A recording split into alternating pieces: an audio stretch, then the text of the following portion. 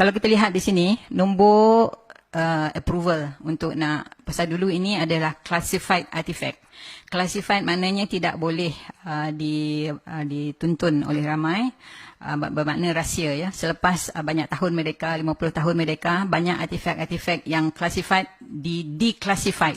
Maknanya tidak lagi menjadi rahsia, ia become menjadi public domain, di mana kita boleh ambil gambar, kita boleh beli dan kita boleh cetak atau buat cerita daripadanya ya. Ini adalah antara satu yang kami dapat, di mana kalau kita lihat ya di situ jumlah migran yang datang ya. Di sini saya nak semua orang lihat tahun dia, tahun 1953, betul tak? 52, 53 ya.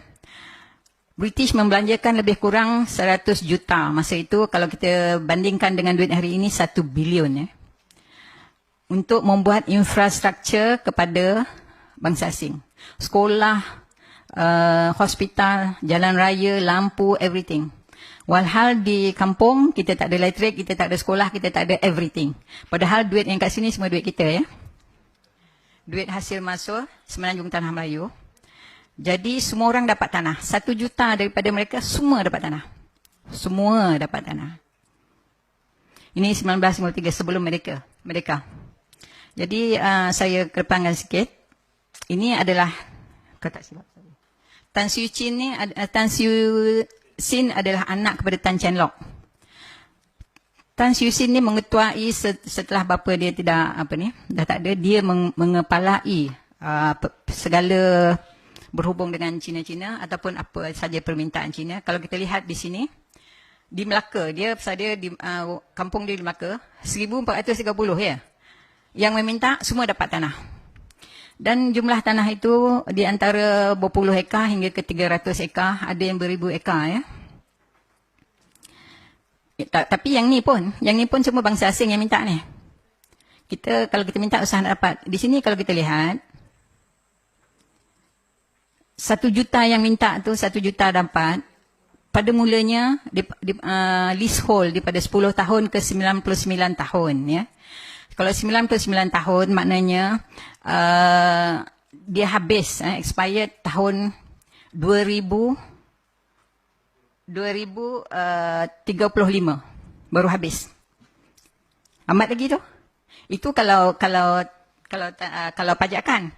Tapi ditulis kat sini, daripada pajakan itu ditukar kepada untuk selamanya.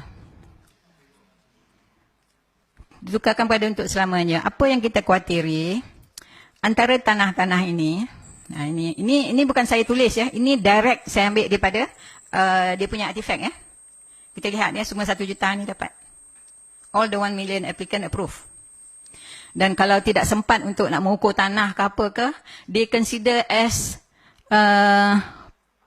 political apa ya, regarded as political lah, maknanya pemberian lah.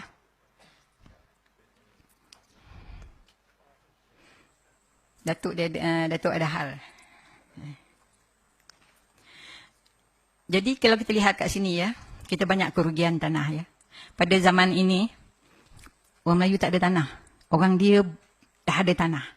You just imagine, hari itu masa kita orang buat seminar di Putrajaya, diresmikan oleh Sultan Nazrin, Sultan Perak ya. Dan simposium itu mengenai Tanah Rizab Melayu. Terpanjat dengar ya. Dan saya ada juga membuat kajian ke atas Tanah Rizab Melayu. Kini kalau kita agak khawatir, 60% equity tanah bukan lagi di tangan kita. Walhal di dalam perlembagaan 50% daripada tanah di Semenanjung tidak boleh diusik, kerana itu adalah tanah rizab Melayu.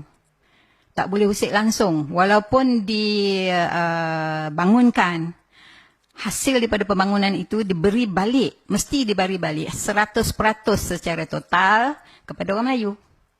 Tapi apa yang terjadi bila dibangunkan rumah murah ke apa ke, dibagi kepada sama rata lah bangsa dengan bangsa asing. Daripada situ kita kehilangan banyak tanah-tanah rizab Melayu. Di Kuala Lumpur ini baki Tanah Rizal Melayu hanya 1%. 1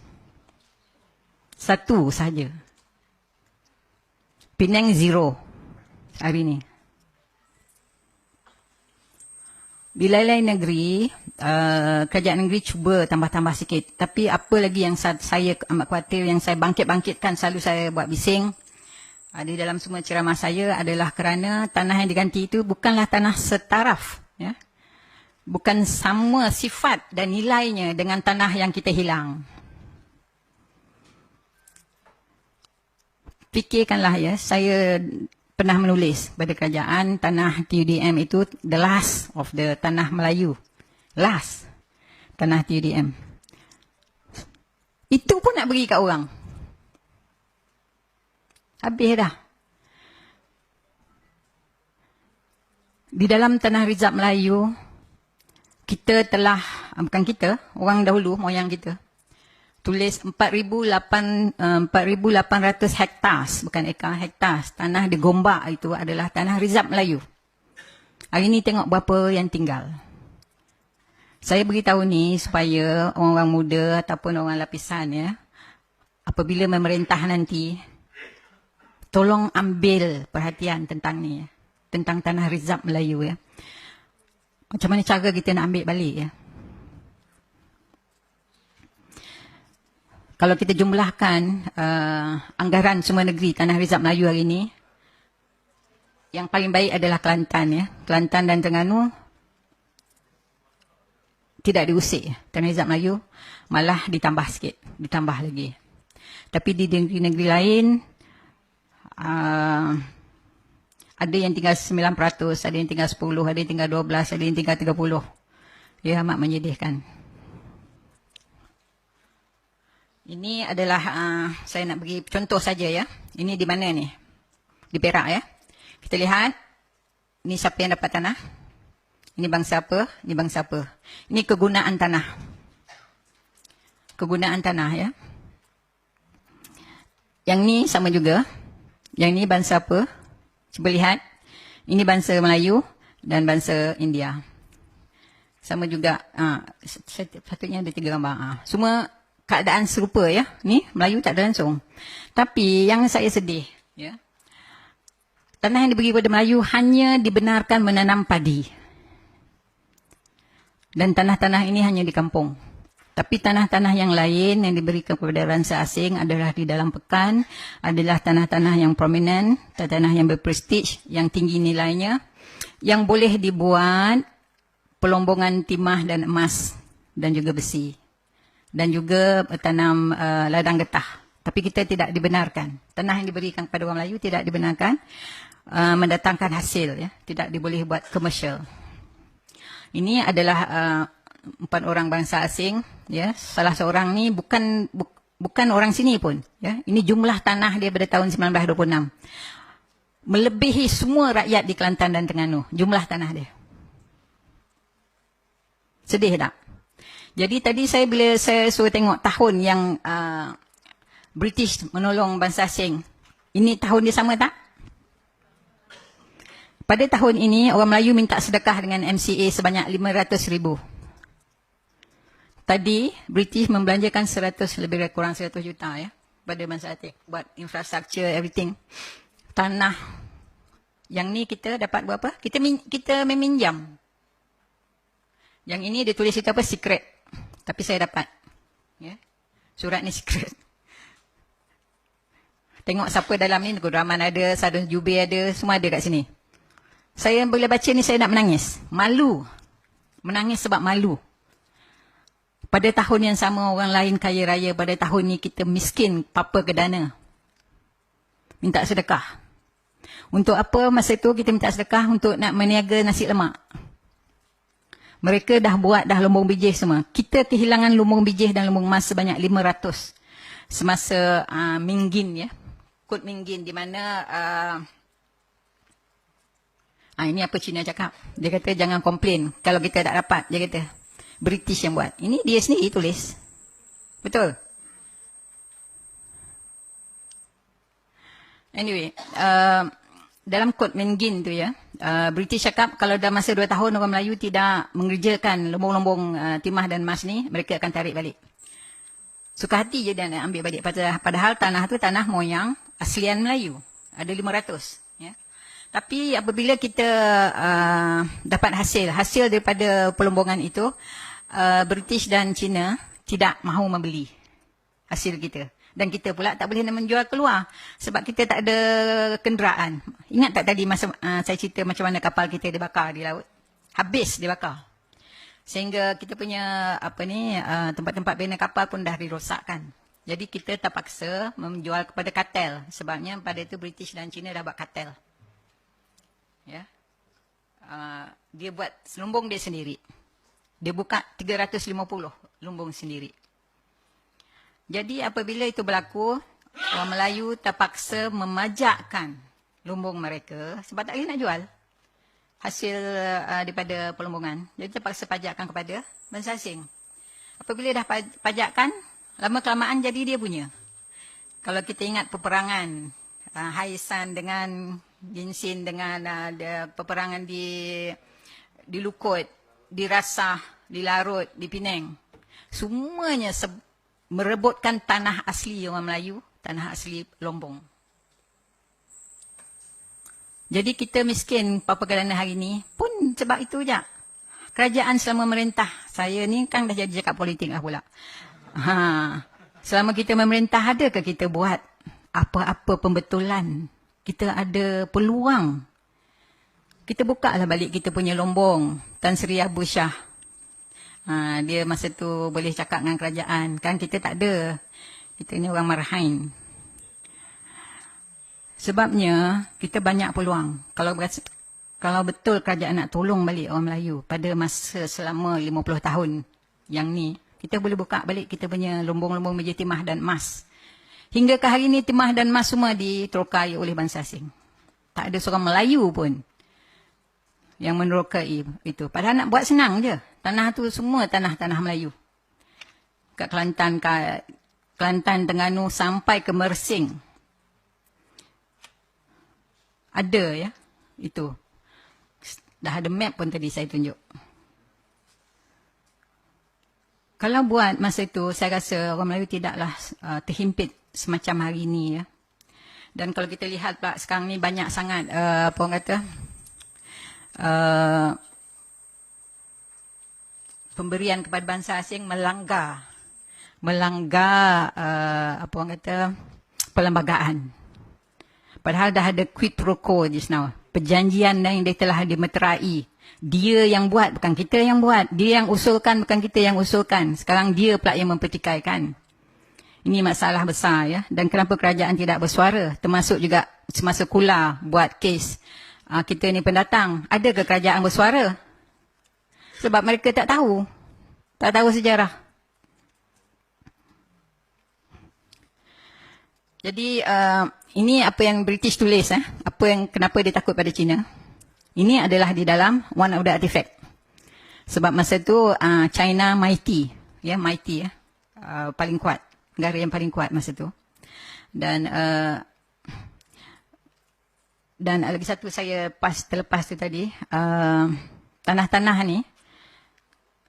Macam mana China jadi kaya ya. Sebenarnya semua daripada tanah. Tanah yang mereka perolehi melalui konsesi dan melalui apa orang kata di atas dulang emas, saya sebut di atas dulang emas, pemberian atas dulang emas dicagarkan kepada bank. Masa itu bank OCBC ya, sama Hong Kong Bank. Daripada cagaran itu dapat duit buat duit. Kalau nak tahu ya, duit buat duit, money makes money. Instant millionaire pun ada selepas dicagarkan tanah tu. Jadi dari situlah mereka menjadi kaya raya dan boleh buat macam-macam perniagaan besar-besar. Jadi bukanlah maknanya mereka bekerja keras sangat. Mereka ada apa orang kata sumber ya untuk membuat sesuatu perniagaan besar. Jadi hari ini mereka dah ada sumber tu ya, dan instant millionaire yang 1 million tadi instant millionaire. Dia hingga anak cucu dia dah jadi berapa puluh juta pula jadi millionaire. Kita hari ni boleh kira dengan tangan berapa orang Melayu millionaire. Oh, kerajaan sibuklah pula kata Melayu ni tak kerja keras. Cubalah bidikari apa semua. Macam mana? Nak jual nasi lemak boleh lah. Kalau you perhatikan hari ni pinjaman daripada AIM tu apa ya? Amanah Ikhtiar ya. Pinjaman antara 500,000 ke sampai ke 3,000 ya. Nak buat meniaga apa? Apa tu kena bayar macam malung pula tu tiap-tiap minggu kena bayar. Macam mana nak buat tabungan? Kalau bayar tiap-tiap minggu balik, kena bayar balik tiap-tiap minggu. Tiap kali bayar tu kena pergi sendiri, spend pula another 1 hour kat situ. Berborak-borak pula dengan dia, buang-buang masa. Jadi AIM tu, hari tu saya sebut pada Tun, ya, PM kita, saya kata itu membuang masa AIM ni. Bukan nak tolong Melayu, nak punahkan Melayu ada. Sebabnya nak bayar balik AIM tu, Melayu ni pinjam pula balik pada Alung. Sebabnya nak bayar mingguan. Jadi saya syorkan kepada masa tu PM untuk buat bank mara. Di mana boleh buat pinjaman dengan lebih terancang dan boleh menabung dengan lebih terancang dan bayaran dibuat dalam bulanan. At least ada masa untuk buat pusingan berniaga. Saya tak tahulah itu hal politik. Saya kan tak tahu politik pun, tapi saya rasa boleh masuk akal tak cara tu. Tanah Rizab Melayu ni ya, macam mana kita dapat Tanah Rizab Melayu ni? Bukanlah pemberian baik hati orang British. Ini lagi satu saya dapat temui apabila orang asli, pasal orang dulu raja-raja kita sebenarnya Tok Batin. Tok Batin tu adalah raja. Ya. Apabila British datang, dia tak mengiktiraf Tok Batin sebagai raja. Dulu Tok Batin, apabila keluarga Melayu, antara anaknya bila berkahwin, dia beri tanah, sebidang tanah untuk buat tanam sawah padi ke apa ya. Dipacaknya empat kayu situ, ini tanah awak. Tanah kau, 2 ekar ke 3 ekar ke, buat apa-apa. Apabila British datang, British tidak mengiktiraf orang asli sebagai Tok Batin sebagai raja. Sebenarnya raja-raja ni ditubuhkan oleh British. Ya, itu saya sampai ke situ. Tapi apabila itu terjadi, berlakulah peperangan antara kalau ingat peperangan Naning ya, antara Dol Said ya, suku Samelenggang. Dol Said. Dia mempertahankan hak dia sebab British nak ambil tanah tu sebab ada timah dan emas dan apa semua kawasan tu.